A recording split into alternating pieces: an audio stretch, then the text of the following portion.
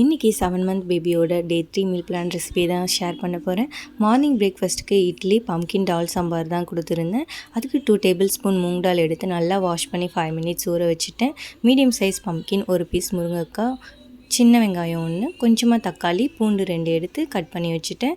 ஒரு குக்கரில் இது எல்லாத்தையும் ஆட் பண்ணிவிட்டு கொஞ்சமாக மஞ்சத்தூள், ஜீரகம், பெருங்காயத்தூள் ஆட் பண்ணி 3 to 4 விசில் விட்டு இறக்கிட்டேன்.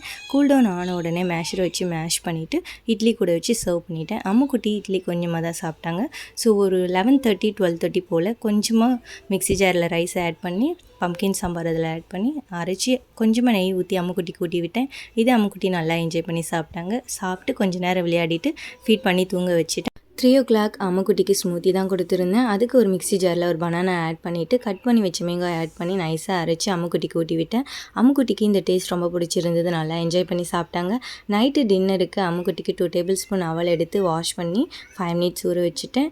ஸ்வீட் பொட்டேட்டோ, கேரட், ஒரு பீன்ஸ், சின்ன வெங்காயம், தக்காளி இது எல்லாத்தையும் கட் பண்ணி வச்சுட்டேன். ஸ்டவ் ஆன் பண்ணி குக்கர் வச்சு கொஞ்சமாக நெய் ஆட் பண்ணி ஜீரகம் ஆட் பண்ணிவிட்டு கட் பண்ண வெஜிடபிள்ஸ் எல்லாத்தையும் ஆட் பண்ணி நல்லா மிக்ஸ் பண்ணிவிட்டு ஊற வச்சு அவல் அதில் ஆட் பண்ணி தேவையான அளவு தண்ணி ஊற்றி ஒரு 3 to 4 விசில் விட்டு இறக்கிட்டு கூல்டவுன் ஆன உடனே மேஷர் வச்சு மேஷ் பண்ணி அம்முக்குட்டிக்கு ஊட்டி விட்டு அம்முக்குட்டிக்கு இந்த டேஸ்ட் ரொம்ப பிடிச்சிருந்தது. சூப்பராக என்ஜாய் பண்ணி சாப்பிட்டாங்க. இந்த டின்னர் ரெசிப்பியை மறக்காமல் உங்களோட பேபிக்கு செஞ்சு கொடுங்க, நல்லா என்ஜாய் பண்ணி சாப்பிடுவாங்க. இன்னும் நிறைய பேபி ரெசிபி பார்க்கணுன்னா மறக்காமல் சேனலை சப்ஸ்கிரைப் பண்ணி வச்சுக்கோங்க.